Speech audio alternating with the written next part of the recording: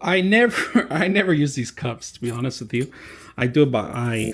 And when I put water, in case you lose your cup, I do at least an inch up, right above the actual rice line. All right, so make sure you even this out by shaking it around. This is the way I do it, and I've been doing this since college. So basically, I'm gonna keep doing it. So it has to be right an inch or a little bit below an inch of water covering this rice. That's what I used to do, and I'm gonna continue to do it.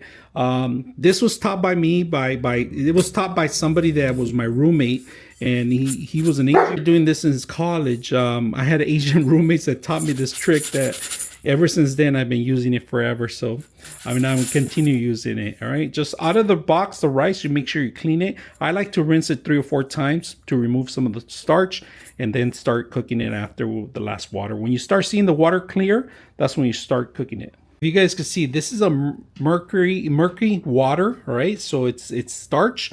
Just make sure you rinse it, you clean it, and then when you're ready to go, it should be clear. All right, that's how you have to do your steps. After rinsing it a couple times, you guys can see it's ready to go. Now I like to add one butter, a little piece of butter, or optional olive oil. I just don't like it to stick in anything. I like to move the olive oil around. Make sure you stir it around when you put it in there, and I'm gonna do that right now. A little bit of olive oil, just a little bit like that, a dash of it. Let me rinse the spoon. Okay, we got it going in there. So let's mix it around, and we're gonna start the process on it. And all you gotta do is plug it in, set and forget. That's pretty much what you gotta do. Let's go ahead and do that. When you plug it in, it goes into warm automatically. Cover it up, hit the button, and that's pretty much it. So we're gonna start cooking our food while this is still cooking.